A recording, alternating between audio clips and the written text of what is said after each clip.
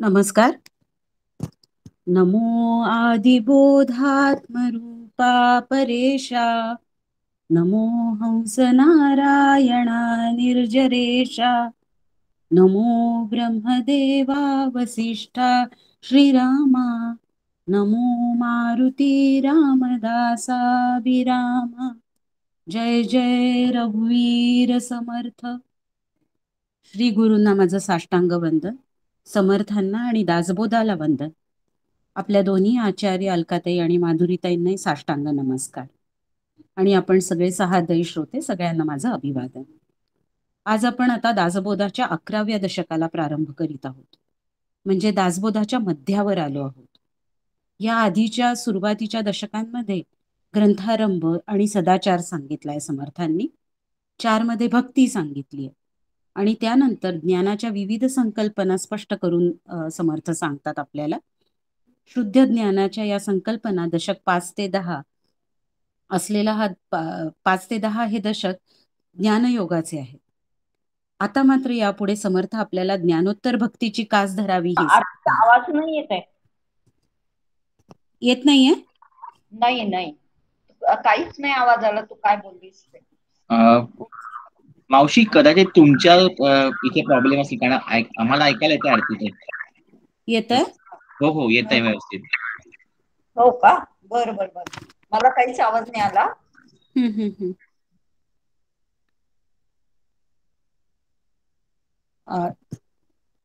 आता यापुढच्या दशकांमध्ये समर्थ आपल्याला ज्ञानोत्तर भक्तीची कास धरायला सांगतात. या दशकाचं नाव समर्थांनी याला भीमदशक असं म्हटलंय. मारुतीरायांना समर्थ भीम म्हणतात. ते तर त्यांचं दैवत. मारुतीराय भक्तीचं उदाहरण म्हणून श्रेष्ठ आहेतच, ज्ञानातही ते अव्वल आहे. आणि असं असूनही कर्मही त्यांनी कधी टाकलं नाही. भक्ती, कर्म आणि ज्ञानाचा त्रिवेणी संगम त्यांच्यात दिसतो. 11वा रुद्र ही मारुती आहे आणि हा दशकही 11वा. या त्रिवेणी संगमाचा योग आपल्याही जीवनात आला तर आपलाही इहलोक आणि परलोकाचं सार्थक होऊ शकेल. आणि त्याच उद्देशाने समर्थ आपल्याला या सगळ्याची कास धरायला सांगतात. या दशकात समाजकारण, राजकारण, व्यवहार चातुर्य, नेतृत्व गुणांनी युक्त असा महंत कसा असावा, निष्काम कर्माविषयी असे अनेकविध विषय जे आपल्या दैनंदिन जीवनात आवश्यक आहेत त्यांचा उहापोह समर्थांनी केला आहे. यातील पहिला समाज जो आहे तो सिद्धांत निरूपण हा. यात पुन्हा एक वार अगदी संक्षिप्तपणे पण विश्वाची उत्पत्ती, पंचीकरण इत्यादी पूर्वीच विचार केलेल्या गोष्टींचा पुन्हा एकदा विचार केलेला आहे. सृष्टीच्या संहाराविषयी देखील समर्थ थोडक्यात सांगतात. जगज्योतीचाही विचार आहे. परमात्मा एकच असून अनेक होण्याचा, पूर्ण असून अपूर्णपणाने मिरवण्याचा, अनंत असूनही शांताचे रूप घेण्याचा आणि ज्ञानस्वरूप असून अज्ञान पांघरण्याचा खेळ खेळतो. आणि तो खेळ खेळण्यास जगज्योती महत्वाची भूमिका करते. जगात असंख्य वस्तू आहेत आणि आपण वस्तूंपासून सुख घेतो, परंतु कुठलीही वस्तू आपली भोग वासना पूर्ण तृप्त करू शकत नाही. हे अपूर्णपण आपण अगदी रोजच अनुभवतो. परंतु जगज्योती जी या सर्व अपूर्णांना पूर्णपणाने धारण करते ती मात्र भेदरहित आहे. त्या चितशक्तीच्या अस्तित्वाची जिवंत जाणीव राखून देहाकडून कर्मे यथासांग होत असतानाही मीपणाने न उरणे हेच परमार्थाचे खरे स्वरूप आणि ते सत्संगतीतच आकलन होते. याविषयीचं विवेचन आज सादर करणार आहे संदीप निमकर.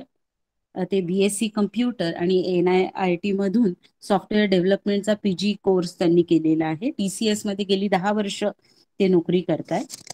1997च्या घळीतल्या बालशिबिरात त्यांचा सहभाग होता आणि देहू येथील शिबिरात गेली 21 वर्ष कार्यकर्ता म्हणून त्यांचा नियमित सहवास असतो.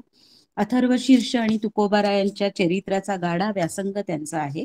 मी संदीपना विनंती करते की त्यांनी आपल्या विवेचनाला सुरुवात करावी. संदीप.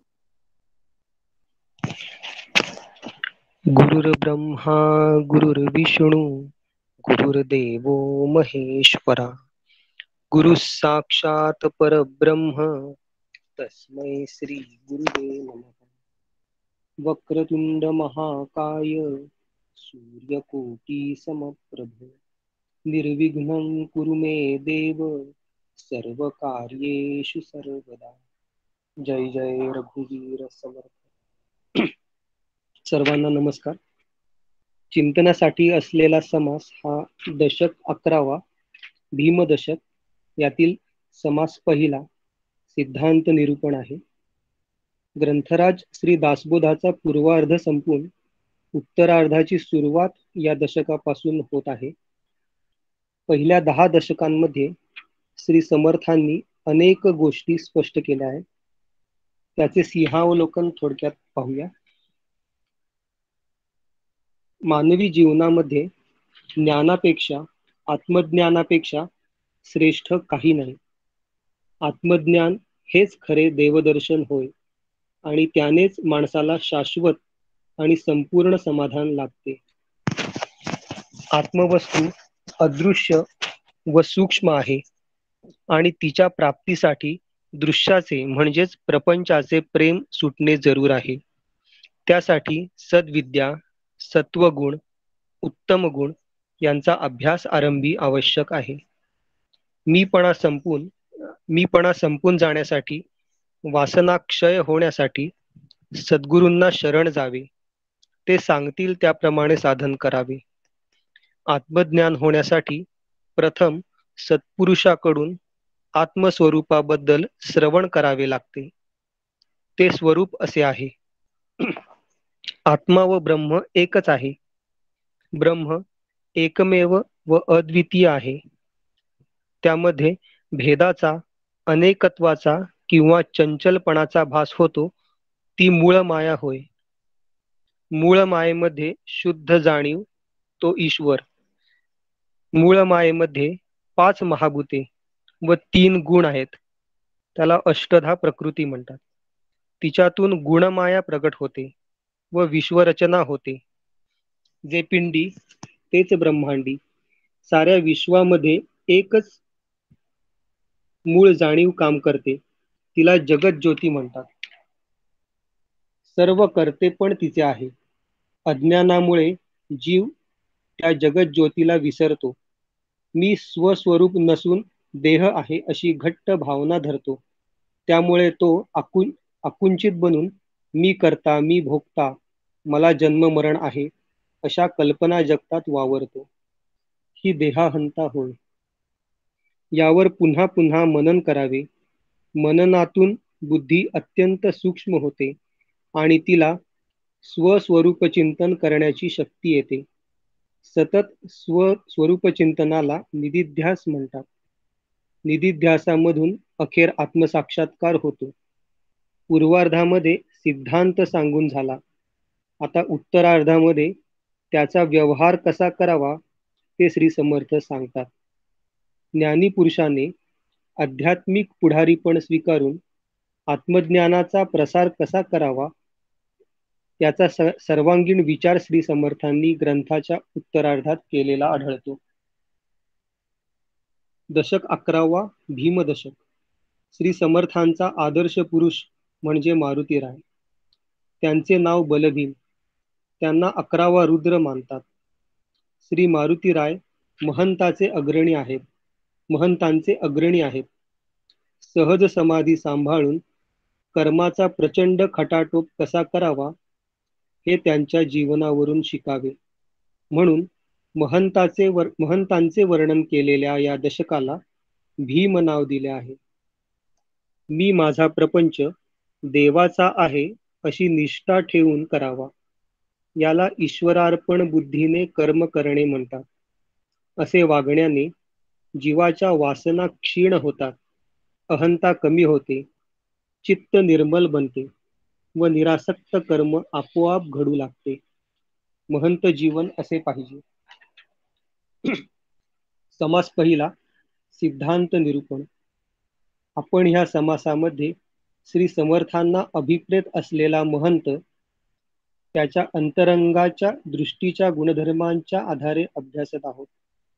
यामध्ये श्री समर्थांनी विश्वाचे जे खरे स्वरूप आहे त्याची अनुभूती झालेला हा महंत सदैव या कल्पनेतून निर्माण झालेल्या विश्वाला मिथ्यत्व देऊन कशा पद्धतीने जगू शकतो, तो या आसक्तीच्या बंधनाच्या पलीकडे जाऊन कसे राहू शकतो, यासाठी त्याच्या अंतरंगात असलेल्या समत्वाचा धागा आणि या समत्व दृष्टिकोनातून तो कुठल्याही प्राणीमात्राला किंवा मनुष्याला अभेद दृष्टीने कसे बघू शकतो, याचे सविस्तर वर्णन केलेले आहे.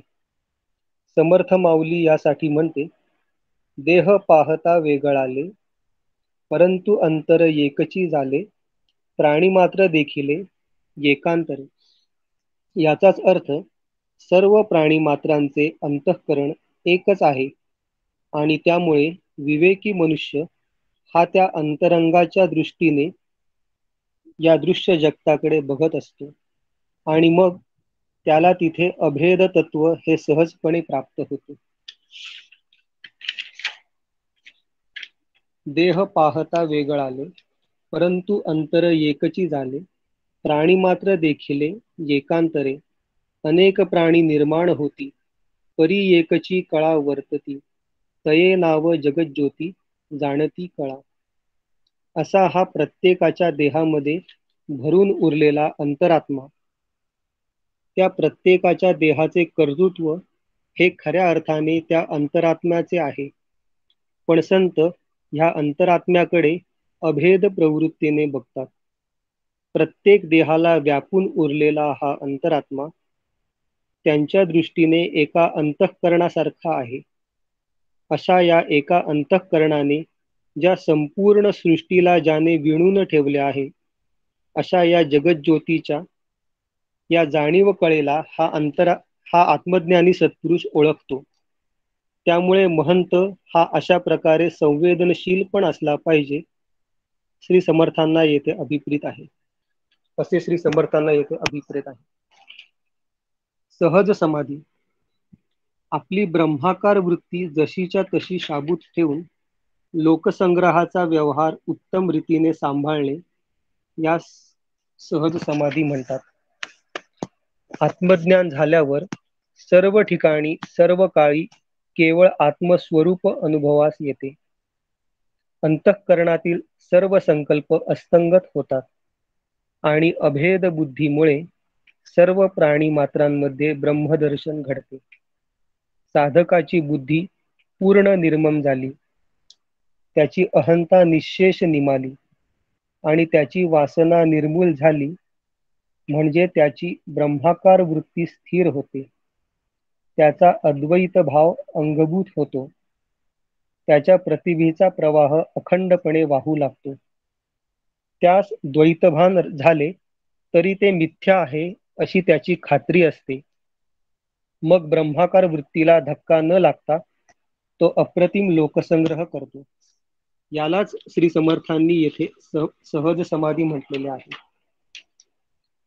अशा या महंताच्या जीवनामध्ये समर्थ माऊली म्हणते की या विश्वामध्ये भरून उरलेला हा एकच अंतरात्मा या सृष्टीतल्या विषयांचे भोग घेताना देखील त्याला आपल्या भूमिकेपासून ढळू देत नाही. हा अंतरात्मा आहे तरी कसा, जो कोणाच्याही कुठल्याही इंद्रियांच्या आधारे त्याचे कार्य करू शकतो, जो डोळ्याशिवाय बघू शकतो, जो कानाशिवाय ऐकू शकतो, जो पायाशिवाय चालू शकतो, जो हाताशिवाय कार्य करू शकतो, असे हे विलक्षण अंतरात्म्याचे कर्तृत्व या जगामध्ये आहे. आणि तोच अंतरात्मा ह्या इंद्रियांमध्ये स्वतःच या प्रत्येक इंद्रियांच्या आधाराने घेणाऱ्या संवेदनेचा मालक देखील आहे. प्रत्येक कर्माचा भोक्ता देखील हा अंतरात्माच आहे. समर्थ म्हणतात, अनेक प्राणी निर्माण होती, परी एकची कळा वर्तती, तये नाव जगज्योती जाणती कळा. ही जाणीव कळा ह्या विश्वामध्ये कशा प्रकारे ह्या अंतरात्म्याच्या आधारे भोग घेते, तर श्रोत्री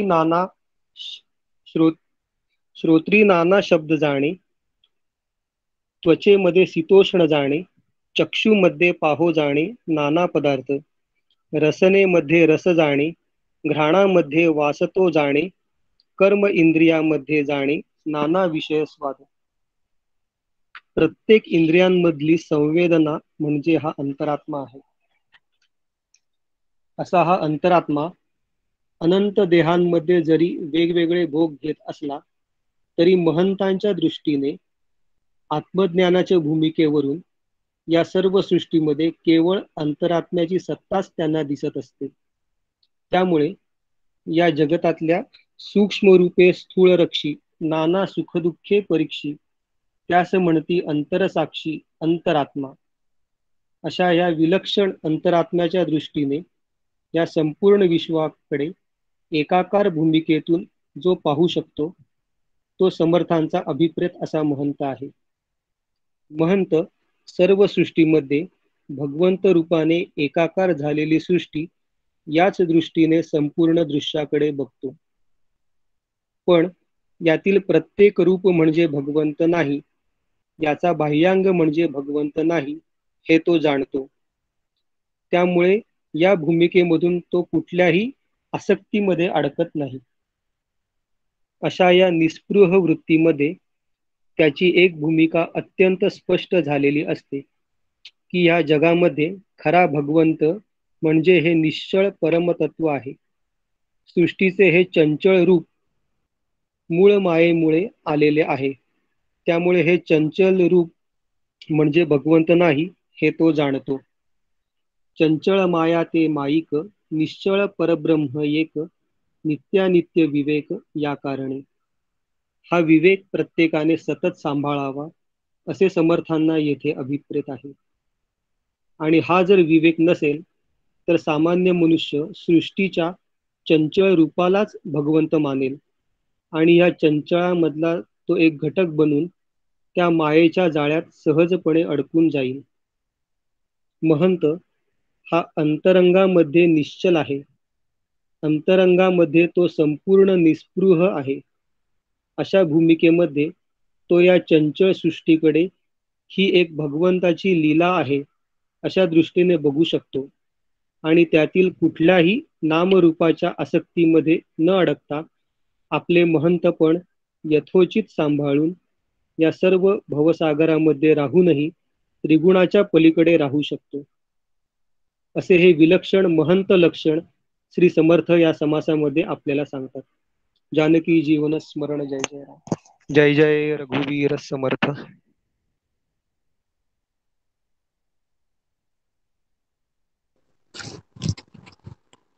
व्यवस्थित मांडला गेला समास संदीपजी. आधी सुरुवातीला आधीच्या सगळ्या याचा आढावा थोडक्यात घेऊन आणि मग सुरुवात केली आणि सगळ्या याचा एकंदरीत पूर्ण समासाचा थोडक्यात सारांश सांगितल्यासारखं सांगितलं. अंतरात्म्याच्या स्वरूपाविषयी व्यवस्थित अगदी मांडणी केली. सहज समाधी ही महंताच्या दृष्टिकोनातनं किंवा महंताची एकंदरीतच दृष्टी कशी व्यापक निस्पृह झालेली असते, सृष्टीच्या स्वरूपाची त्यांना पूर्ण जाणीव झालेली असते आणि मुख्य म्हणजे तो सतत त्याचा विवेक जागृत असतो आणि त्याच्यामुळे तो नामरूपाच्या पलीकडे असलेलं जे तत्व आहे त्याला सगळीकडे सृष्टीमध्ये त्याचाच अनुभव येत असतो. हे छान समजावून सांगितलं. यानंतरचा जो समास आहे आपला दुसरा तो आहे चत्वार देव निरूपणाचा. माणसाने आपल्या कल्पनेने देवाची प्रतिमा बनवली आणि आपल्या कल्पनेनेच अमुक प्रकारची पूजा त्याला आवडते असं ठरवलं. माणूस प्रतिमांच्या जगतात जगतो. तो स्वतःची प्रतिमा बनवतो, जगाची प्रतिमा तयार करतो आणि तशीच ईश्वराची प्रतिमा निर्माण करून माणूस देवाला आपल्यामध्ये आणतो. खरा देव तर अदृश्य, सूक्ष्म, असीम, अमूर्त व अनंत आहे. माणसाने त्याला अमुक एका दृश्यापुरता सीमित केला तर त्याच्या सत्य स्वरूपाचे दर्शन कसे होईल?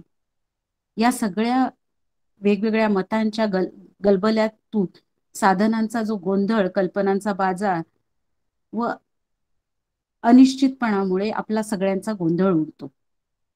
आपल्याला समर्थ निश्चित मार्ग दाखवून हा गोंधळ निस्तरण्याचा उपाय सांगतात. अंतरात्मा हाच खरा देव, तो आहेच ही खात्री आणि त्याची अखंड स्मृती हेच साधन. त्याच्या स्मृती नेहमी तोच आहे ही प्रचिती म्हणजेच त्याची प्राप्ती. याविषयीचं चिंतन आपल्या समोर गणेशदादा कुलकर्णी मांडणार आहेत. 28 वर्ष टाटा मोटर्समध्ये ते कार्यरत आहेत. डॉक्टर काकांचे अनुग्रहित आहेत. गणेशदादा शिवथर घळच्या युवा शिबिराचे विद्यार्थी आहेत आणि 99 ते आजतागायत वडगाव मावळ येथे शिवसमर्थ प्रतिष्ठानच्या वतीने बालसंस्कार शिबिर घेत आहेत. तसं आपण गणेशदादांना सगळेच ओळखतो. मी गणेशदादांना विनंती करते की त्यांनी आपल्या चिंतनाला प्रारंभ करावा. गणेशदादा. गणेशदादा. आवाज येतोय? आवाज येतो? हो हो. गुरुर्ब्रह्मा गुरुर्विष्णू गुरुर्देवो महेश्वरा गुरु साक्षात परब्रह्म तस्मै श्री गुरवे नमः. माझे अंतरी भरावे सर्व काळ वास्तव्य करावे मदवाक शून्यास वदवावे कृपा कटाक्षे करुणी श्रीराम. सद्गुरु श्री समर्थ रामदास स्वामी महाराज की जय. महारुद्र हनुमान की जय. सब संतन की जय. जय जय रघुवीर समर्थ. आपल्या या उपक्रमाचे आयोजक तसेच आपल्या दोन्ही आचार्यांना वंदन करतो, सद्गुरूंना वंदन करतो आणि सहभागी सर्व साधक बंधू भगिनींना वंदन करतो आणि आजच्या या चिंतनाला सुरुवात करतो. आजच्या चिंतनासाठी संदर्भ ग्रंथ म्हणून दासबोध चिंतनिका, सार्थ व सटीक दासबोध परमपूज्य डॉक्टर काकांचे हे 2 ग्रंथ, तसेच बेलसरेंचा सार्थ दासबोध व समर्थ हृदय हा समर्थ हृदय शंकर देव यांचा ग्रंथ, या ग्रंथांचा संदर्भ घेतलेला आहे. आज आपण 11व्या दशकातील समासांच्या अभ्यासाला सुरुवात केली आहे. दशकांच्या संख्येचा विचार करता अर्धा दासबोध झालेला आहे आणि पुढच्या अर्ध्या भागाचा अभ्यास आता आपण करणार आहोत. या टप्प्यावर गुरुवर्य बेलसरे गुरुजींनी सुद्धा थोडं थांबून पूर्वार्धाचं सिंहावलोकन करून उत्तरार्धाला सुरुवात केली आहे. समर्थ हृदय शंकर श्रीकृष्ण देव यांनी मात्र समर्थ हृदय या ग्रंथामध्ये पहिल्या 8 दशकांचाच पूर्वार्ध आणि उर्वरित 12 दशकांचा उत्तरार्ध अशी विभागणी केलेली आहे. असो, या टप्प्यावर आपणही थोडं सिंहावलोकन करावं आणि त्याचाच एक भाग म्हणून समर्थ हृदय या ग्रंथामध्ये वेण्णास्वामी व श्री समर्थ यांच्यामधील एक छोटासा प्रसंग वाचावयास मिळाला. तो असा: एकदा वेण्णास्वामींनी समर्थांना अत्यंत प्रेमाने विचारले, महाराज, श्री रामापुढे आम्ही केव्हा केव्हा आपले हितगुज सांगतो व श्रीरामही आमच्या जीवीच्या गोष्टी ऐकून आम्हास धीर देतात, पण महाराज, याप्रमाणे आम्ही आमची सुखदुःखे श्री समर्थ ग्रंथार्चनी निवेदन केली तर त्यापासून काही साक्षात्कार होतील काय? त्यावर श्री समर्थांनी वेण्णास्वामींना असं म्हटलं की आम्ही जाणतो तुम्हाला हे सर्व माहीत आहे व तुम्ही हा प्रश्न स्वतःसाठी करीत नसून लोकसंग्रहार्थ करीत आहात. तथापि तुमच्या प्रश्नाचे उत्तर इतकेच आहे की याविषयी कोणीही लवमात्र शंका बाळगण्याचे कारण नाही. श्रीराम देवार्चन सिद्धचे आहे, श्री ग्रंथराज दासबोध सामर्थ्य सिद्धचे आहे. जो जो महंत येथे निश्चय राहे तो तो लाहे साक्षात्कार. श्रीमद ग्रंथराज दासबोध म्हणजे श्री समर्थच या भावनेने जो जो कोणी दासबोध मस्तकी धारण करील त्याला हृदयाशी धरील, त्यातील शिकवण पाहिल, ती आचरणात आणेल, त्याला त्याला आपल्या स्वरूपाचा साक्षात्कार झाल्या वाचून राहणार नाही, असे ग्रंथराज दासबोधाचे सामर्थ्य प्रत्यक्ष समर्थांनी वेण्णास्वामींना सांगितले आहे.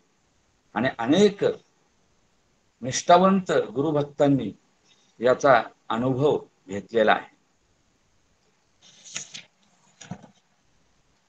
असो, अकरा हा आकडा समर्थांना विशेष प्रिय होता. श्री समर्थांनी लिहिलेली मारुतीची 11 स्तोत्रे, समर्थांच्या 11 घळी, समर्थ स्थापित 11 मारुती इत्यादी इत्यादी. श्री समर्थांचा जो आदिपुरुष आहे म्हणजे तो मारुतीराय. मारुती म्हणजे 11वा रुद्र, म्हणून या 11व्या दशकाला भीमदशक असं म्हटलेले आहे. मानवी जीवनाचं जे अभ्युदयाचं अंग आहे त्याचा जास्त विचार या दशकापासून पुढे शेवटपर्यंत केलेला आढळतो. पूर्वार्धामध्ये मुख्य विषय सांगून झाल्यानंतर उत्तरार्धात अध्यात्माबरोबरच राजकारण, समाजकारण, व्यवहार, महंत लक्षणे, चातुर्य लक्षणे, कवित्व लक्षणे, निस्पृह वर्तणूक, लेखनक्रिया, बुद्धिवाद, यज्ञवाद इत्यादी राष्ट्रधारणेला आवश्यक असे अनेक विषय श्री समर्थांनी सांगितलेले आहेत. व्यावहारिक शिकवणीचा भाग सांगताना श्री समर्थांनी अध्यात्माचे भान कुठेही सोडलेले नाहीये.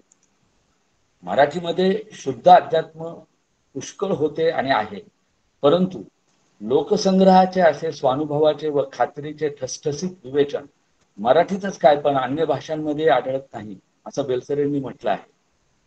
फुलांमधून अत्तर काढणे कठीण नाही, पण मातीतून अत्तर काढणे ही खरी करामत आहे. विवेक वैराग्य संपन्न पुरुषाला आत्मज्ञान करून देणे कठीण नाही, पण वासनेने वेष्टलेल्या सामान्य प्रापंचिकाला आत्मज्ञानाचा अधिकारी बनवणे यामध्ये संतांची खरी करामत दिसते. आणि श्री समर्थांचा महंत असा हा निर्मळ हृदयाचा आत्मज्ञानी पुरुष आहे. असा महंत घडवण्यासाठीच श्री समर्थांनी या पुढील दशकांमधून मार्गदर्शन केलेलं आहे. दशक 11 समास 1 या सिद्धांत निरूपण या समासाविषयी आपण आत्ताच संदीप दादाकडनं ऐकलेला आहे. दशक 11 समास 2 चत्वार देव निरूपण या समासाविषयी आपण थोडक्यात पाहूया. यामध्ये 1 ते 9 या ओव्यामध्ये समर्थांनी चंचल व निश्चल यांची येथे तुलना केलेली आहे. विश्वामध्ये वस्तू 2 आहेत, एक शाश्वत किंवा निश्चल आणि दुसरी अशाश्वत किंवा चंचल. अशाश्वत सगळे मायामय असल्याने ते आज ना उद्या विलयास जाते. सर्व प्राणी मात्र चंचलाच्याच अनुसंधानात आयुष्य व्यर्थ घालवतात व निश्चळाचा विचार फार क्वचित कोणीतरी करतो. ओवी क्रमांक 10 ते 27 मध्ये जगताची उत्पत्ती, नाना जीव, विविध भाषा, अनेक निष्ठा, आचार व परंपरा, अगणित देव हे सारे कसे निर्माण झाले याचा क्रम दिलेला आहे. आणि शास्त्र व देव यांना बाजारी स्वरूप प्राप्त झाले याबद्दल खंत व्यक्त केलेली आहे. ही सर्व सृष्टी अनावरपणे अज्ञानाशी जीवाला जखडून ठेवते. वास्तविक या सर्वांमध्ये सूक्ष्म विचार केला असता पूर्ण ऐक्य असते. समजुतीपुरते जगाचे कार्य व कारण, अध्यस्त व अधिष्ठान, शरीर व शरीरी एवढेच भाग पडतात. मृत्तिका घटरूप असल्यामुळे त्या ऐक्याला मुख्य ऐक्य असं म्हणतात. पण घटाला रंग लावल्यास रंग व घट यांच्या ऐक्यास गौण ऐक्य असं म्हणतात. अध्यस्थाचे अधिष्ठानाशी बाधरूप ऐक्य असते. रज्जूवर भासलेला सर्प रज्जूचे ज्ञान होईपर्यंत रज्जूशी ऐक्य पावलेला भासतो, पण रज्जूचे ज्ञान होताच ते ऐक्य भ्रामक ठरते. शरीरी या शब्दाचा जीव असा अर्थ आहे. तो शरीरी जेव्हा शरीरालाच मी शरीर असे समजतो तेव्हा त्याला तादात्म्य ऐक्य असे म्हणतात. या तिन्ही प्रक्रियांमध्ये मूळ माया हे जगताचे उपादान कारण असल्याने ती व जगत यांचे ऐक्य भ्रामक आहे. अधिष्ठानाचे ज्ञान झाले असता अध्यस्थाचा बाध होतो व जीव ब्रह्म आहे असे ज्ञान झाले असता शरीराचा बाध होतो. अशा रीतीने वर दिलेल्या जगाच्या 3 भागातील कारण, अध्यस्त व शरीर हे तिन्ही बाधित झाले असता मुख्य देवाचे दर्शन होते. ओवी क्रमांक 28 ते 33 यामध्ये 4 देवांची मांडणी समर्थांनी केलेली आहे. यामध्ये प्रथम मूर्ती, त्यानंतर अवतार, तिसरा ईश्वर आणि 4 ब्रह्म असे 4 देव मांडलेले आहेत. आणि यामध्ये विवेकी माणसाने मुख्य देवास ओळखावं असं सांगितलेलं आहे. ब्रह्म हाच मुख्य देव असून त्याला ओळखणं हे साधकाचे मुख्य कर्तव्य आहे असं समर्थांनी सांगितलेलं आहे. मुख्य देव ओळखल्यानंतर प्रारब्धानुसार जीवनक्रम साक्षीभावाने चालू द्यावा व नीती न्याय धर्माला अनुसरून लोकांमध्ये वर्तन करावे असे सांगितलेले आहे. जाणत्या पुरुषाने देहाने अशाश्वत प्रकृतीप्रमाणे वागावे, परंतु अंतर्यामी शाश्वत ब्रह्म ओळखून असावे.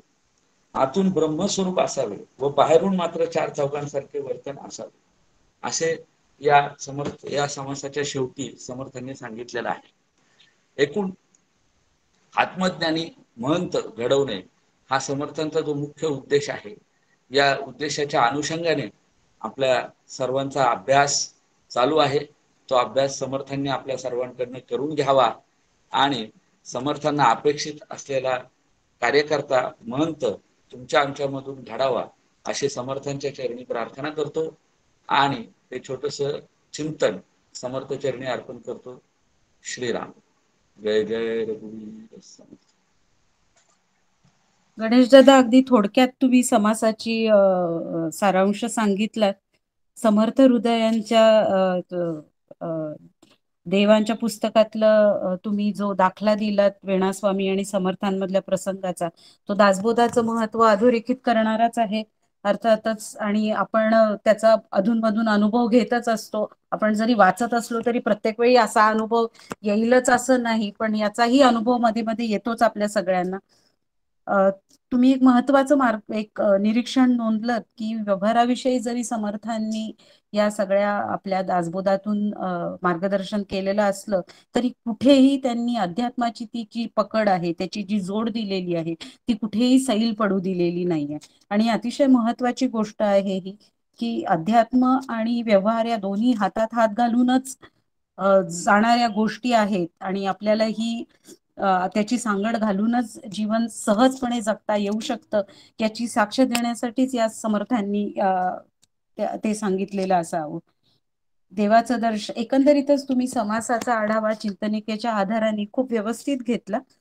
यानंतर या दोन्ही समासांवर आपल्या आचार्य मार्गदर्शन करतील. माधुरीताई आहेत का मध्ये हे झाल्या होत्या? आहे माधुरीताई? हो आहे. हा, मध्येच हे मी माधुरीताईंना विनंती करते की त्यांनी आपल्या विवेचनाला सुरुवात करावी. जय जय रघुवीर समर्थ. मला वाटते अंतरी त्वा वसावे, तुझ्या दासबोधासी त्वा बोध व्हावे. अपत्या परी पाववी प्रेम ग्रासा, महाराज या सद्गुरु रामदासा. जय जय रघुवीर समर्थ. भीमदशक या दशकाला आपण सुरुवात करतो आहोत.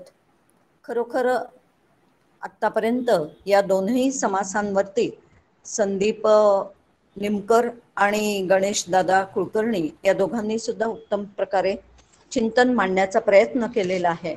आणि हे वास्तविक पाहता समर्थ आता सिंहावलोकन या दृष्टिकोनातून जर का बघितलं तर आपण मागचे सगळे समास जे आहेत, विशेषतः पाचव्या दशकापासून 10व्या दशकापर्यंत असलेले सगळे समास जे आहेत ते ज्ञान दशकाचे आहेत. म्हणजे त्यात माया आणि ब्रह्म या दृष्टिकोनातून सिद्धांत नेमका काय आहे ते सांगितलेलं आहे.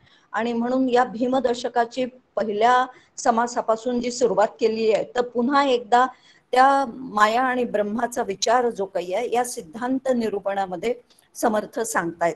आणि ह्या सिद्धांत निरूपणामध्ये समर्थ पुन्हा पुन्हा तो विषय आपण 5व्या दशकापासून जवळजवळ ऐकतो आहोत की निश्चळ काय आहे आणि चंचळ काय आहे.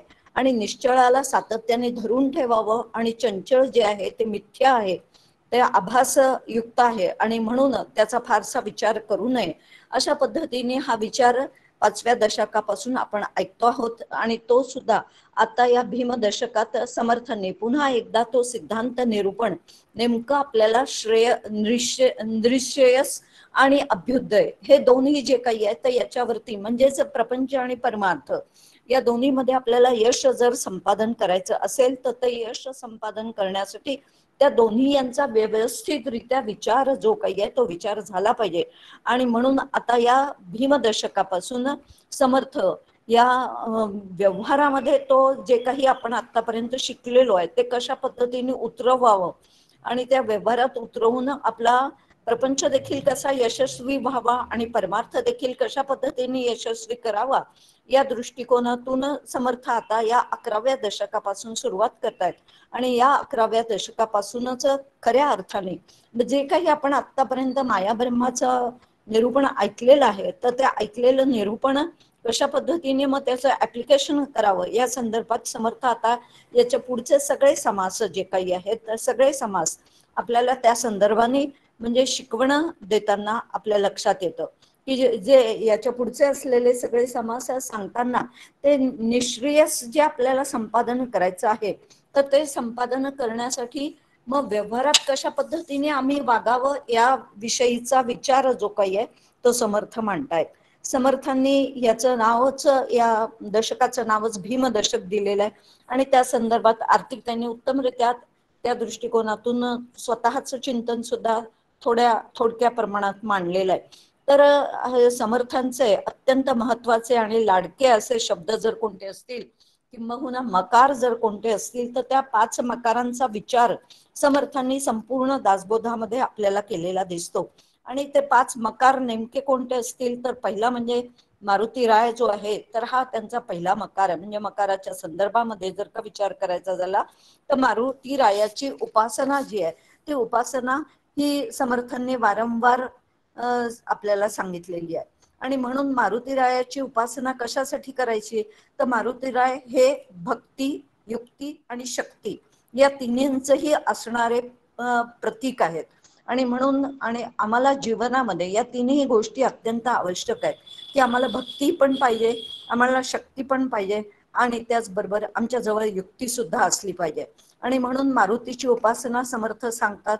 आणि त्याच दृष्टिकोनातून समर्थांनी मग 1100 मठांची निर्मिती केलेली आहे. कारण पुढे सगळं महंताविषयीचा विचार येणार आहे आणि मग त्या 1100 मठांची निर्मिती करून त्या प्रत्येक मठांना एक एक महंत त्यांनी त्या ठिकाणी मठाधिपती म्हणून काय केलेलं आहे तर नियोजित केलेलं आहे. आणि अशा पद्धतीने मग हे सगळं कशासाठी समर्थांनी केलं तर आपल्या लक्षात येतं की समर्थांना जो काही समाज घडवायचा आहे तो समाज म्हणजे मन, मनगट आणि मेंदू हे तिन्ही सक्षम असले तरच आपण प्रपंच काय किंवा परमार्थ काय याच्यामध्ये सातत्याने प्रगती करू शकतो. आणि म्हणून मन जे आहे ते कणखर असलं पाहिजे. आणि म्हणून त्यांनी मनाचा विचार सुद्धा मनाच्या श्लोकातून केलेला आहे. महंत जो आहे तो महंत कसा असला पाहिजे तर मनगट त्याच्या ताकद असली पाहिजे. आणि म्हणून ती ताकद कशाने येईल तर मारुतीची बलोपासना केल्यामुळे मारुतरायांसारखी शक्ती येईल, त्यांच्यासारखी युक्ती सुद्धा येईल आणि त्यांच्यासारखीच भक्ती जी काही आहे त्याच्यासाठी सुद्धा. आणि मग ती भक्ती सुद्धा ज्ञानयुक्त असणारी अशा प्रकारची भक्ती की जिला पराभक्ती म्हटलेलं आहे इतर ग्रंथांमध्ये. तर अशी ही पराभक्ती सुद्धा आपल्या अंतःकरणात निर्माण व्हावी आणि त्या दृष्टिकोनातून म्हणजे मन, मनगट आणि मेंदू हे तिन्ही सुद्धा कसे असले पाहिजे तर अत्यंत सक्षम असले पाहिजे. आणि म्हणूनच सूर्य उपासना काय किंवा मारुतीची उपासना काय या सगळ्या गोष्टी समर्थांनी या संपूर्ण दशकामध्ये आपल्याला सांगितलेल्या लक्षात येतात. आता आपण जर का विचार केला तर सिद्धांत निरूपण जे आपण पहिला समास बघितला त्या सिद्धांत निरूपणामध्येच समर्थांनी ब्रह्म आणि माया यांचा म्हणजे निश्चळ आणि चंचळ या 2 गोष्टी ज्या आहेत यांचा विचार पुन्हा एकदा मांडलेला आपल्याला दिसतो. आणि मग त्याच्यानंतर मात्र 4 देव निरूपण म्हणजे प्रत्यक्ष आता या देवा आपल्याला ह्या ब्रह्मापर्यंत जाऊन पोचायचं आहे किंबहुना ते ब्रह्मच मी आहे असा अनुभव आपल्याला घ्यायचा आहे. आणि मग तो जर का आपल्याला अनुभव घ्यायचा आहे तर तो अनुभव आम्ही कशाच्या माध्यमातून घेऊ शकतो. आणि म्हणून दुसरा समास जो लगेच सांगितला तो 4 देव निरूपणाचा सांगितलेला आहे. आणि या 4 देव निरूपणाच्या संदर्भामध्ये समर्थांनी या समासामध्ये 4 प्रकारचे देव सांगितलेले आहेत. आणि या 4ही प्रकारच्या देवांची उपासना करता करता म्हणजे मूर्तिरूप देवाची म्हणजे सगुण प्रतिमा जी आहे, तर त्या मूर्तिरूप देवाची, विग्रह रूप देवाची आम्हाला काय करायची आहे, तर पूजेच्या माध्यमातून त्याची उपासना करायची आहे. दुसरा अवतार रूप देव आहे, म्हणजे सगुण साकार झालेला देव आहे. म्हणजेच अवतार रूप देव म्हणजे रामकृष्ण विठ्ठल वगैरे हे जे काही देव आहेत, तर यांची चरित्र आम्ही सातत्याने वाचायची आहेत. यांचे पराक्रम आम्ही जाणून घ्यायचे आहेत. यांचे लीला ज्या आहेत त्या आम्ही वारंवार एकमेकांना सांगायच्या आहेत. आणि असं करत करत त्यांची उपासना करायची आहे. आता तिसरा देव जो समर्थांनी सांगितला तो म्हणजे ईश्वर नामाचा देव, की जो सगुण आहे पण निराकार आहे. आणि मग या सगुण निराकाराची उपासना कशी करायची, तर या सगुण निराकाराची आज्ञा पालन करून त्या ईश्वराच्या ज्या आज्ञा ग्रंथांमध्ये सांगितलेल्या आहेत, वेदांमध्ये सांगितलेल्या आहेत, गीतेमध्ये सांगितलेले आहेत. जसं की गीतेमध्ये सांगितले कर्मण्येवाधिकार असते मा फलेषु कदाचन, ही भगवंताची काय आहे, आज्ञा आहे. किंबहुना विधी ते पाळीत, निषेधा ते गाळीत, मज घेऊन जाळीत कर्मफळे, ही त्या ईश्वराची किंवा वेदांची आज्ञा आहे. आणि म्हणून ही ईश्वराची आज्ञा पाळणं हे कशाने साध्य होऊ शकतं, तर त्याची आज्ञा पाळून त्याची उपासना करता येऊ शकते. आणि असं करत करत हळूहळू आमचं अंतःकरण जे काही आहे त्या अंतःकरण शुद्ध आणि शांत होत जाईल. उपासनेच्या माध्यमातून आणि कर्माच्या माध्यमातून ते शुद्ध आणि शांत जसं जसं होत जाईल तसं तसं मग निर्गुण निराकार असलेला चौथा देव जो समर्थांनी सांगितलेला आहे, त्या चौथ्या देवाचा आम्हाला काय करायचं आहे, तर चौथ्या देवाशी एकरूप व्हायचं आहे. आणि सगळ्या संतांनी अशा पद्धतीने या चौथा देव जो आहे त्याच्याशी कशा पद्धतीने एकरूप व्हावं याचा विचार सगळ्या संतांनी मांडलेला आहे. तुकाराम महाराज सुद्धा एका ठिकाणी असं म्हणतात की तुका म्हणे कैसे आंधळ हे जन गेले विसरून खऱ्या देवा. वास्तविक पाहता हे जन कसं आहे, तुकाराम महाराज म्हणतात की आंधळ हे जन आहे आणि म्हणून ते काय झालं तर खऱ्या देवाला ते विसरूनच गेले. किंबहुना समर्थांचा सुद्धा एक अभंग आहे आणि त्या अभंगामध्ये समर्थ असं म्हणतात, एक राम खरा त्याचे मागे गुरु परंपरा. अर्थात ही गुरु परंपरा जी काही आहे तर एक राम खरा म्हणजे एक राम खरा आहे, म्हणजे एक राम काय असला पाहिजे, खोटा असला पाहिजे.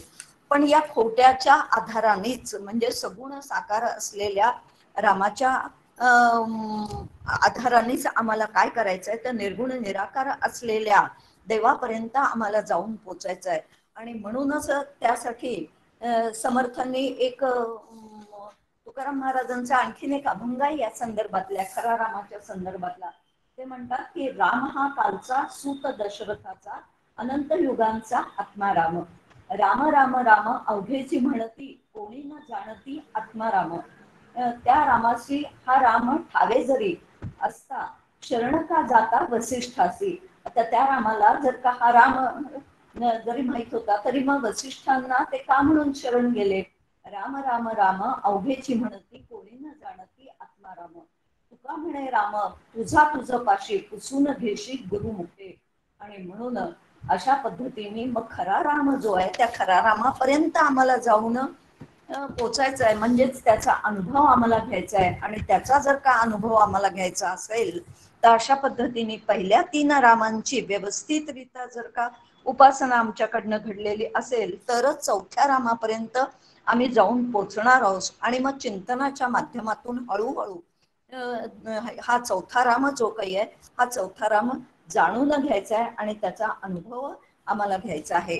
सांगण्याचं तात्पर्य एकच आहे की मग आता हा चौथा राम, कारण एक हिंदी काव्य सुद्धा आपल्याला माहिती आहे, एक राम दशरथ का बेटा, दुजा राम खट खट में बैठा, तिजा राम जगत पसारा, चौथा राम सबसे न्यारा. तर हे 3ही राम जे काही सांगितलेले आहेत, जगताचा पसारा चालवणारा हा ईश्वर रूप राम, घटाघटात बसलेला हा जो काही राम आहे तर तो सुद्धा त्या रामाची सेवा प्रत्येक त्या घटाघटात बसलेल्या रामाची सेवा करायची आहे. आणि दशरथाचा बेटा असलेला राम जो आहे त्याचं चरित्र वाचन गायन वगैरे हे सगळं जे काही आहे गुण संकीर्तन किंवा नामसंकीर्तन हे सगळं त्याचं करता करताच अशा पद्धतीने 4थ्या रामापर्यंत आम्हाला जाऊन पोचायचं आहे. आणि त्या 4थ्या रामाला पोचण्यासाठी समर्थ या ठिकाणी असं सांगतात की तो कसा आहे, तो निश्चळ आहे, तो निर्मळ आहे. आणि म्हणून जो निर्मळ असं ध्यायलं तो निर्मळची होईल, जो जयास भजेल तो तद्रूप जाणावा. चत्वार देव निरूपणातल्या 37व्या ओवीमध्ये समर्थ अशा पद्धतीने हा निर्मळ राम जो आहे तर त्याचं कशा पद्धतीने ध्यान करावं आणि त्याचं ध्यान करता करता मग एक दिवस तोच कशा पद्धतीने होऊन जातो याविषयीचा विषय त्यांनी मांडलेला आहे. आणि म्हणून माईकाचं ध्यान जर कराल तर तुम्ही माईकाचाच लाभ तुम्हाला होईल, पण ब्रह्म स्वरूपाचं जर का ध्यान तुम्ही कराल तर ब्रह्मस्वरूपच तुम्ही होऊन जाल. अशा पद्धतीने समर्थ या समासापासून तुम्हा आम्हाला एक आश्वासन देत आहेत. आणि म्हणून नेमकं आपण कशा पद्धतीने वागावं आणि कशा पद्धतीने उपासना करावी हे या चत्वार देव निरूपणामध्ये समर्थांनी तुम्हा आम्हाला सांगितलेलं आहे. एवढं चिंतन मांडून आजचा जे दोन्ही समासाविषयीचं हे चिंतन मी सद्गुरूंच्या चरणी अर्पण करते आणि वाणीला विराम देते. जय जय रघुवीर समर्थ. ताई धन्यवाद. नेहमीसारखंच तुमचं चिंतन छानच झालं. निश्चळाला धरून ठेवावं आणि चंचळ मात्र मिथ्या असल्याने त्यात न अडकता सोडून द्यावं हा सिद्धांत आधीचा जो सांगितला आहे त्याच्यावर आता ते प्रत्यक्षात कसं आणायचं यासाठीच्या या पुढच्या दशकांमध्ये आपल्याला समर्थ सांगतात ते सांगितलं. तुम्ही ताई सुरुवातीला ते काही सांगताना निःश्रेयस आणि अभ्युदय तो नेमका शब्द नाही कळला काय होता. हा तर अभ्युदय आणि निःश्रेयस निःश्रेयस निःश्रेयस तर ते जे आहे ते पारमार्थिक दृष्ट्या म्हटलेलं आहे. आणि अभ्युदय जे आहे ते प्रपंचामध्ये असलेल्या प्रपंच यशस्वी करण्यासाठी लागणारे जे गुण आहेत ते सगळे जर का असले आपल्याजवळ तर प्रपंच सुद्धा आपला म्हणजे अभ्युदय सुद्धा आपला छान होऊ शकतो, यशस्वी होऊ शकतो असं समर्थांना सांगायचं आहे. तो कळला नव्हता शब्द नेमका काय आहे. हा हा समर्थांचे 5 मकार आणि त्याचं जे चिंतन तुम्ही केलं ते अतिशय मार्मिक आहे. मारुतीराय, महंत, मठ, मन आणि मनगट मेंदू या सगळ्याची सांगड घालून समर्थांना जो अपेक्षित आहे तो महंत त्याच्यातनं निर्माण करतात. ते अतिशय मार्मिक चिंतन होतं त्या बाबतीतचं. ब्रह्माचा अनुभव घेण्यासाठी साधना करताना आपल्याला पुन्हा चत्वार देवांचा आधार घ्यावा लागतो आणि तो कशा पद्धतीने तेही तुम्ही छान समजावून सांगितलं. खोट्या रामाच्या आधाराने खऱ्या रामापर्यंत पोचावं लागतं. आपण आतापर्यंत अनेकदा हे ऐकलंय की मायेतून बाहेर पडण्यासाठी देखील मायेचाच आधार घ्यायला लागतो आणि खरी साधकाची तीच कसोटी असते. मला असं वाटतं ब्रह्मस्वरूपाचं ध्यान करूनच ब्रह्मस्वरूपाचा अनुभव घ्यायचा आहे हा त्यातला खरा कळीचा मुद्दा आहे. यानंतर अलकाताई आपल्याला याच विषयावर आणखी मार्गदर्शन करतील. अलकाताई. जय जय रघुवीर समर्थ. समर्थांना आणि परमपूज्य डॉक्टर काकांच्या चरणी वंदन करते. सर्वांना सप्रेम अभिवादन करते. मजरी त्यांना वंदन करते आणि आजचं काही चिंतन करू. खरं तर खूप सुंदर चिंतन झालेलं आहे, त्यामुळे काही वेगळं पुन्हा करावं असं नाही, कारण आता सगळे छान अभ्यासाला लागले. संपूर्ण संदीपने जो पूर्ण आढावा घेतला तो सिद्धांतच होते आणि बेलसरे गुरुजींचा पूर्ण अभ्यास अतिशय छान असा केला होता. गणेशदादांनी मात्र तिन्ही ग्रंथांचा अभ्यास करून एक स्वतःचं वेगळं चिंतन मांडलं होतं, छान एक वेगळ्या प्रकाराने. आणि ते सांगताना त्यांनी म्हटलं की समर्थांना महंत जो आहे त्या महंतामध्ये काय काय अपेक्षित आहे. राजकारण आहे, समाजकारण आहे, अध्यात्मकारण आहे, निस्पृहता आहे, तिथे चातुर्य पाहिजे आहे, राष्ट्रधारणा असे महत्वाची आहे, असे अनेक मुद्दे जे सांगितले ते अतिशय छान मुद्दे होते. 11 मारुती वगैरे जे सांगितलं त्याच्यावरनं मला आठवण झाली समर्थांचा 11 बहु 11 काय 11 कळेची ना आनंद वनभुवनी मधला विषय आहे. बरेच वेळेला काही असे गूढ प्रकार आहेत, पण 11 बहु 11 असं म्हटलंय की आक्रंदन करा समर्थ म्हणताय आणि 11तच आक्रंदन करा. किती जणांनी त्याला कोणी 11 मारुती म्हटले आणि काय काय काय काय म्हटलेलं आहे, पण खरंच कधी विचार केला नाही. काकांनी आनंदवन भुवनी नावाचं एक छोटं पुस्तक लिहिलं आणि त्याच्यामध्ये ते म्हणतात की समर्थांनी ज्या मंत्राचा जयघोष केला ते जय जय रघुवीर समर्थ हा आहे, की ज्या मंत्राने त्यांनी संपूर्ण समाजाला खडबडून जागं केलं तो 11 वर्णाचाच आहे. इतका विचार नाही बरं का आपण कधी करत. आपण अगदी वरतीच 11 11 11 11 म्हणतो, पण काय समर्थांना नेमकं म्हणायचं हे आपल्याला जोपर्यंत संत सांगत नाहीत तोपर्यंत आपल्याला कळत नाही. कारण शेवटी बुद्धी जी आपली ती स्थूलामध्येच आहे. असो, पण तो विषय 11 11 सांगितला म्हणून मी तो मुद्दाम मला सांगावा वाटला. त्यानंतर दासबोधाचं महती खूप चांगली सांगितली की काय काय दासबोधामध्ये आहे. एक दासबोध ग्रंथ कसा पुरेसा आहे, वेणुस्वामींच्या कथावरनं पुन्हा वणजादांनी सांगितलं. त्याच्यावरनं मला आणखीन एक कथा आठवली. आपल्याकडे सगळ्यांकडे जीवनसुधा पुस्तक आहे आणि त्या जीवनसुधा पुस्तकामध्ये समर्थांचं म्हणजे समर्थांच्या दासबोधाची महती गाणारं एक सुंदर गीत आहे जे धेनुदास डोळ्यांनी लिहिलेलं आहे. कधीतरी ते गीत तरी आपल्या नजरेखालनं जावं. ते स्वतः म्हणतात, कुठे कोणता वेद वेदांत पाहू, कुठे शास्त्र संभार शोधित जाऊ, कुणाला पुसू मी कुठे ब्रह्मशोध, मला दासबोधीचे लाभलेलं बोध. हे सगळं मला इथे एका ग्रंथात मला मिळणार आहे आणि असा हा समर्थांचा ग्रंथ आपल्या समोर आहे. त्यामुळे सिंहावलोकनामध्ये बरंच काही जो काही विचार होता त्याचा थोडा आढावा घेतला आणि आता प्रत्यक्ष जे 11, 1 आणि 2 सांगितलंय सुरुवातीलाच की 11, 1 जो आहे तो आता याच्यानंतर समर्थांचे जे काही विचार आहेत ते महंतांना डोळ्यासमोर ठेवून केलेले विचार आहेत. याचा अर्थ या ग्रंथाचे अधिकारी कोण आहेत? म्हणजे समर्थांना अपेक्षित आहे की नुसता ग्रंथांचा अभ्यास करू नका, त्या ग्रंथांच्या शब्दांशी खेळू नका. प्रत्यक्षामध्ये जे काही तुम्हाला कळलेलं आहे, जे जे आपण असं ठावे ते ते इतर असं सांगावे. शहाणे करून सोडावे बहुत जन, सकल जन नाही, कारण सगळे शहाणे होतच नाही. पण निदान जे जे काही आपल्याला माहिती आहे ते सांगणं महत्त्वाचं आहे. याचा अर्थ तुम्ही आम्ही प्रत्येकाने काहीतरी समाजामध्ये कार्य केलं पाहिजे हे समर्थांना अपेक्षित आहे आणि यासाठी समर्थांनी या ठिकाणी हा संपूर्ण विचार सांगितला. बरं, जर कार्य समाजामध्ये जाऊन करायचं असेल तर समाजामध्ये लोक कशी आहेत, मुळामध्ये ज्या समाजामध्ये काम करायचं आहे ते जे जगत आहे त्या जगामध्ये जगदीश्वर आहे त्याचं स्वरूप मला कळेल का? कारण मी समाजामध्ये काम करताना सुद्धा ती माझी उपासना असली पाहिजे. आणि म्हणून या समासामध्ये सिद्धांत निरूपण समासातली जी ओवी आहे, मला ओवी क्रमांक 34 आणि 35 या ठिकाणी समर्थ साधनेचे टप्पे आपल्याला देत आहेत. समर्थ म्हणतात ज्या समाजामध्ये जाऊन तुम्हाला काम करायचं आहे तेव्हा तर लक्षात घ्या की मी जीव आहे.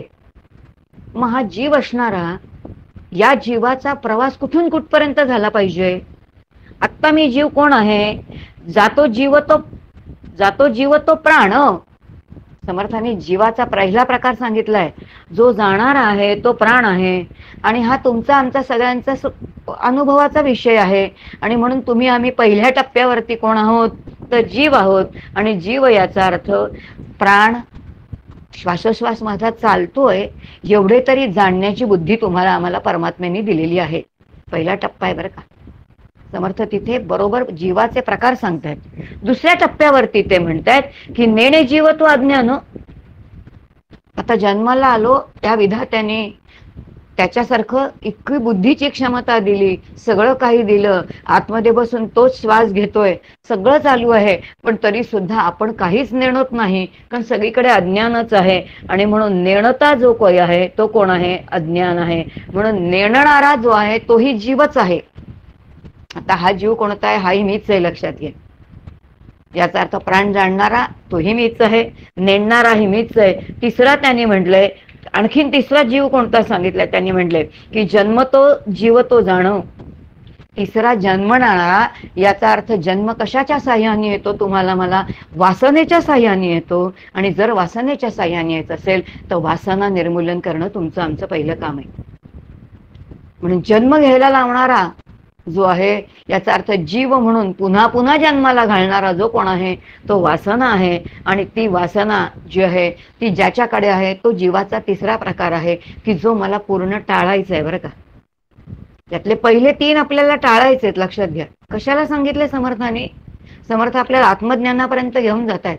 जर आत्मज्ञानापर्यंत जायचं असेल तर माझ्यातलं मला काय टाकलं पाहिजे, हे 3 माझ्यातले जीव जे आहेत, जे माझ्या अनुभवाचे आहेत. आणि चौथा ते म्हणतायत की ऐक्य जीव तो ब्रह्मांश, जेथे पिंड ब्रह्मांड निरास, येथ सांगितले विशेष चत्वार जीव. याचा अर्थ पिंड आणि ब्रह्मांड या दोन्हीचा निरास करणारा जो कोणी आहे तो ब्रह्मांश आहे, तोच ज्ञानी आहे. आणि असा महंत, असा ज्ञानी, अशा जीवानी समाजामध्ये जाऊन कार्य करायचं. आता इथे अधिकार आहे बरं का, कारण आत्ताच सांगितलं की ह्याच्यानंतरचे सगळे महंताचे आहेत. याचा अर्थ जर मला समाजामध्ये काही कार्य करायचं असेल तर ही गुणसंपदा आपल्याला कमावली पाहिजे. काका नेहमी म्हणतात, आम्ही दासबोध वाचतो, पण वाचताना महत्वाच्या जे काही ओव्या असतात त्या आपल्या निसटलेल्या असतात. कारण आपण इतके वरवरत वाचतो की बस हा 1 वरपासून वाचलं, एकदा संपूर्ण वाचून काढलं, असं नाही. म्हणून नेमका काय आहे या संपूर्ण समासाचा हा वर्म आहे. आणि हे वर्म सांगून समर्थ म्हणतायत की मला ब्रह्मांश व्हायचंय. याचा अर्थ पिंड ब्रह्मांडाचा निरास मला करायचंय. आणि निरास करून मग मला कोणती माझी उपाधी आहे, मग यातली जीवाची उपाधी कोणती आहे, ईश्वराची उपाधी कोणती आहे, त्या दोन्ही उपाधीचा केल्यानंतर मग दोन्हीचं समानाधिकरण कोणतं आहे. आणि मग हे समानाधिकरण जर मला सगळं करून घ्यायचं असेल तर मला श्रवण केलं पाहिजे, श्रवणाबरोबर मनन केलं पाहिजे, मननाच्या साह्याने मला सारासार विचार कळला पाहिजे. आणि मग साक्षात्कारापर्यंत मी मजल मारली तर मला निस्संग वस्तू, याचा अर्थ आत्मस्वरूपाची प्राप्ती होईल. आणि ती व्हावी यासाठी समर्थांनी संपूर्ण या ठिकाणी सिद्धांत निरूपण सांगितले. त्यामुळे हे पहिल्या जो समास आहे त्याचा ते संपूर्ण सार आहे. या ठिकाणी समर्थ पुन्हा आपल्याला हे सगळ्या गोष्टी सांगताना एक सांगतायत की हा जो महंत आहे तो समाजामध्ये जाणार आहे, त्यांनी काम करायचंय, पण तरी सुद्धा त्याची अखंड समाधी ती जी आहे ती समाधी त्याची बिघडता कामा नये. याचा अर्थ तो लोकांतामध्ये त्यांनी कसं वागायचं हे त्याला कळलं पाहिजे. आणि म्हणून समर्थांचं जीवनाचं सूत्र आहे बरं का. जशी समर्थांच्या जीवनाची चतुश्रुती आहे की मुख्य ते हरिकथा निरूपण, दुसरे ते राजकण, तिसरे ते सावधपण, चौथा तो साक्षेप, हे जी काही आहे. त्याचबरोबर समर्थ स्वतः सांगतात की काही गलबला काही निवळ, ऐसा कंठित जावा काळ. याचा अर्थ मला काही काळ माझ्या आत्महितासाठी एकांतामध्ये गेलं पाहिजे. आणि एकांतामध्ये गेल्यानंतर मी जेव्हा लोकांतामध्ये असेल, याचा अर्थ समर्थांचा महंत जेव्हा लोकांतामध्ये असेल तर तो शरीराने लोकांतामध्ये असेल, पण प्रत्यक्ष मात्र तो त्याचं शरीर लोकांतात असेल, पण अंतरंगाने 2 स्तरावरती जीवाला जीवन जगता येतं. तो अंतरंगाने जिथे राहायचं तिथेच असणार आहे आणि शरीराने काम करणार आहे.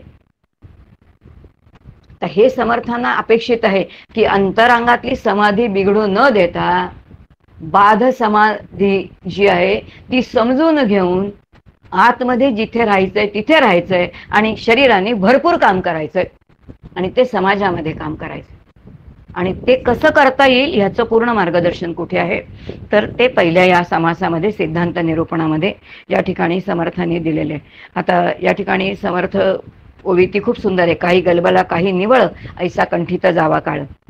आता ब्रह्म सगळीकडे बघा, आत्मा बघा म्हटलं की जरा जड जातं, पण संत सोप्या भाषेमध्ये सांगतात. काय करा, आमच्या परमपूज्य अक्का सांगायच्या, मला कुणी भेटायला आलं की त्यांच्या डोळ्यात पाणी यायचं. आणि त्या पटकन जे विचारलं त्यांना, अक्का म्हणजे एका अधिकारी माझ्या गुरु भगिनींनी त्यांना विचारलं होतं की अक्का माहिती आहे तुम्ही अंतरंगातून इतक्या शांत आहात, मग कोणी भेटायला आल्यानंतर डोळ्यात पाणी काय येतं तुमच्या? तेव्हा त्या सहज म्हणाले हा प्रश्न, म्हणजे तिने पाटीवरती लिहून दाखवलं होतं कारण अक्कांना ऐकायला यायचं नाही गाण्याने. तेव्हा त्या म्हणाल्या हा प्रश्न विचारतेस तू म्हणून मी त्याचं उत्तर देते, बाकी कोणी विचारलं असतं तर उत्तरही दिलं नसतं. पण तू एक साधक आहेस, तुला असं वाटतंय की मी तुला बघितल्यानंतर डोळ्यात पाणी आहे, तसं नाहीये. माझ्याकडे येणारा प्रत्येक भक्त मला माझा मुरलीधर वाटतो. याचा अर्थ माझा मुरलीधर मला भेटायला आलाय म्हणून मला आनंद होतो आणि तो माझ्यासाठी एक सगुण साकार रूप घेऊन आलाय म्हणून त्या आनंदाने माझ्या डोळ्यातून पाणी येतं. ही भक्ताची अंतरंगाची स्थिती आहे. ज्ञानी भक्ताची ब्रह्मस्वरूप आत्मस्वरूप जाणणं, चैतन्य स्वरूप जाणणं ही स्थिती आहे. प्रत्येक पिंड भिन्न आहे, पण संत कृष्णाच्या रामाच्या भाषेमध्ये बोलतात. गोंदवलेकर महाराज म्हणतात माझा प्रत्येक भक्त मला रामरूप वाटतो. अक्का म्हणायच्या माझा प्रत्येक भक्त मला माझा मुरलीधर वाटतो. आता ही दृष्टी जी आहे ही दृष्टी प्राप्त करून घेणं यासाठी सिद्धांत निरूपण आहे. आणि आता दुसरा समाज जो आहे त्याचा बराचसा छान आढावा जो काही नेमका उपासनेचा होता तो माधुरीताईंनी घेतलेलाच आहे. तर निश्चितच आहे की समर्थांनी जेव्हा चत्वार देव निरूपण सांगितलेले तेव्हा 4 प्रकारचेच देव आहेत. आणि हे 4 प्रकारचे देव कसे आहेत किती सुंदर समर्थांनी सांगितलंय. ज्ञानी सकलांचा आत्मा असणारा म्हणतात त्यांनी की सकलांचा अंतरात्मा एक देव आहे, एक विश्वामध्ये असणारा आहे, एक द्रष्टा आणि साक्षी रूपाने असणारा जो माझ्याच आत आहे, आणि एक निश्चळ परमात्मा आहे. आता हे खरे देवाचे प्रकार आहेत, पण हे नाही समजत आपल्याला, उमजत नाहीत, नाही कळत आहे. मग आता काय करायचं? मग आता लोकांमध्ये 4 प्रकारचे देव कोणते आहेत? मग आता जे सर्वसामान्यांचे तिथून समर्थ आपल्याला तिथपर्यंत घेऊन जात आहेत. म्हणजे विश्वामध्ये विश्वात्मा आहे, त्यानंतर सकळांचा अंतरात्मा एकच आहे, कारण प्रत्येकाला तीच जाणीव आहे. आपण कधी विचार करत नाही सुखाची जाणीव. खाल्ल्यानंतर पोट भरतं, हे जसं माणसाचं भरतं तसंच गाईचं भरतं, तसंच मुंगीचं भरतं, तसंच हरणाचं भरतं, तसंच गेंड्याचं भरतं, तसंच पिशाच्याचं आणि तसंच देवतांचं सुद्धा भरतं. फरक आहे का काही? सगळ्यांना सगळं काही सारखं आहे. जे सदा सर्वत्र सम, सगळ्या ज्या काही भावभावना आहेत त्या सगळ्यांना सारख्या आहेत. म्हणून अंतरात्माला एकच जाणीव आहे आणि ती सगळ्यांना सारखी आहे सुखदुःखाची. शास्त्रांनी सुंदर एक दृष्टांत दिले. या व्यासपीठावर बोलावा की नाही, पण सगळे अभ्यासक आहेत, बोलायला हरकत नाही. त्यांनी सांगितलं कोणी पण असू दे, जो भोग भोगतो ना नवनिर्मितीसाठी, तेव्हा त्याला जो आनंद मिळतो तो जो कुत्र्याला मिळतो, मांजराला मिळतो, तोच माणसाला मिळतो ना. काय वेगळा आहे का तो? काय वेगळं आहे तिथे? काही नाही, कारण तिथे जाणीवच एक आहे, जे तत्वच एक आहे. त्यामुळे तिथे आनंद एक आहे, दुःख एक आहे, भावना एक आहे, सगळं जे काही आहे ते एकच आहे. आणि हे एक जेव्हा आपल्याला कळेल तेव्हा व्यवहारामध्ये जेव्हा त्याचं दर्शन होईल तेव्हा आपल्याला त्याची संगती लावता येईल. आणि ती संगती लावण्यासाठी अंतःकरण अत्यंत संवेदनाशील असलं पाहिजे.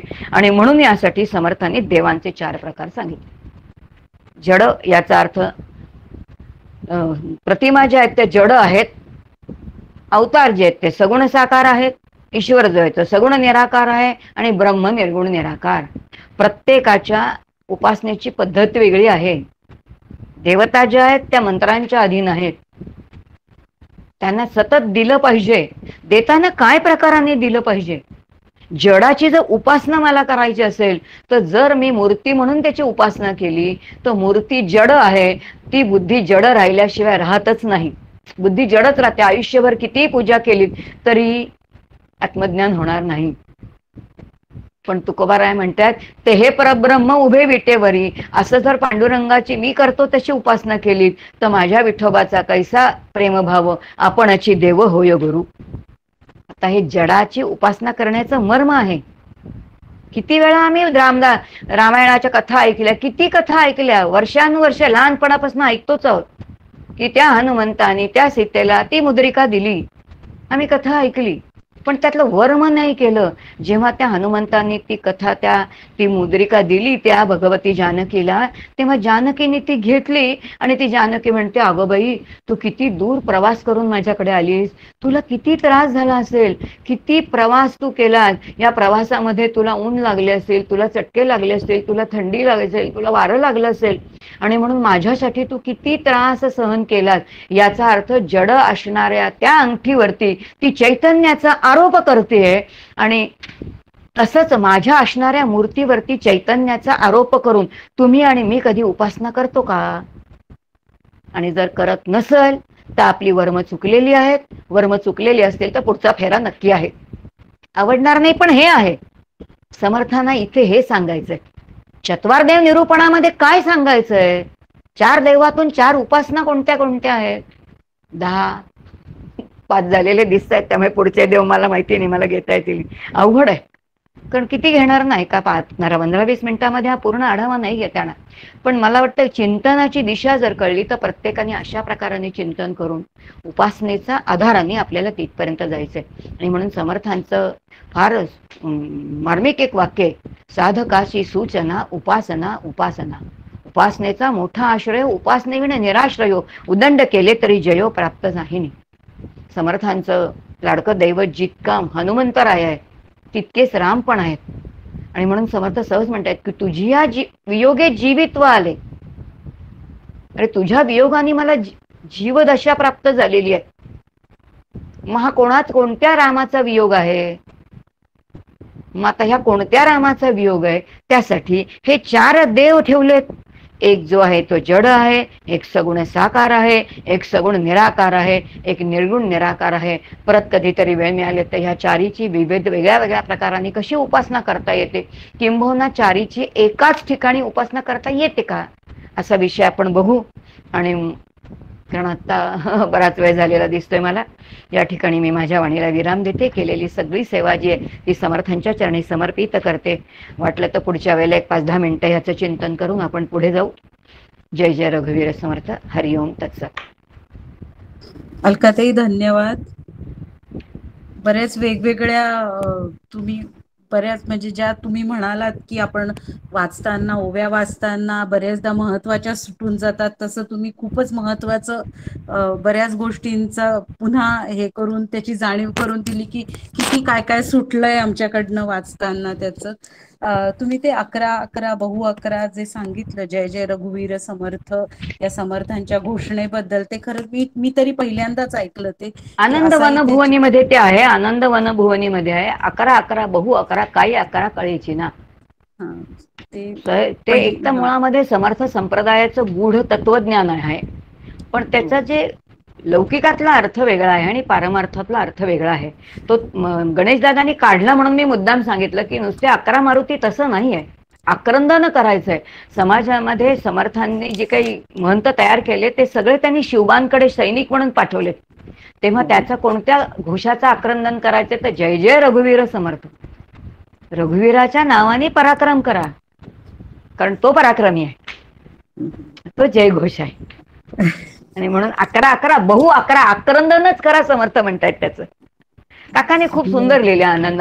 आनंद वनभुवनी छोट्या पुस्तकात हा विषय वाचलं पाहिजे. मी नाही वाचलंय अजून. नक्की. बऱ्याच गोष्टी तुम्ही आणखी जीवाचे टप्पे जे सांगितले त्या बेलसरे गुरुजींनी दिलेले आहेत. नाही आहेत, पण हे सुटलं होतं हे अगदी प्रामाणिकपणे मान्य केलं पाहिजे की हे नव्हतं लक्षात आलं. ज्या पद्धतीने तुम्ही समजावून सांगितलं ते पुन्हा एकदा समाज वाचल्यानंतर जास्त चांगलं लक्षात येईल हे सगळं. समर्थांच्या जीवनाचं सूत्र जे सांगितलं ते काही गलबला काही निवळ ऐसा कंठित जावा काळ, त्याचंही तुम्ही छान म्हणजे विस्तारित हे सांगितलं. देवांच्या वेगवेगळ्या उपासनेविषयी जरी अर्धवट राहिलं तरी त्यातलं नेमकं तुम्हाला काय सांगायचं याची थोडी तरी कल्पना नक्कीच आली आहे. आणि आचार्यांकडनं आम्हाला हेच मिळतं की जे आमच्याकडनं सुटलेलं असतं त्या अशा अनेक गोष्टी तुम्ही देत असता आम्हाला, आणि आम्हाला हे हवं आहे सातत्याने. मी सगळ्यांचे पुन्हा एकदा आभार मानते. आणि आपण शेवटचा श्लोक घेऊया का? मृणाल आहे. काकू घेऊ श्लोक? घे. भावी पूर्ण कृपा गुरो मजवरी, प्रार्थित भावे तुला, वारी सर्व अरिष्ट नेऊनिलया, संमोह जो वाढला, अज्ञानांध जनासी मुक्त करुनी, शांती पदी बैसवी, विनती हीच असे न मागत तुझे, भक्ती तुझी ही हवी. जय जय रघुवीर समर्थ. सद्गुरु समर्थ रामदास महाराज की जय. महारुद्र हनुमान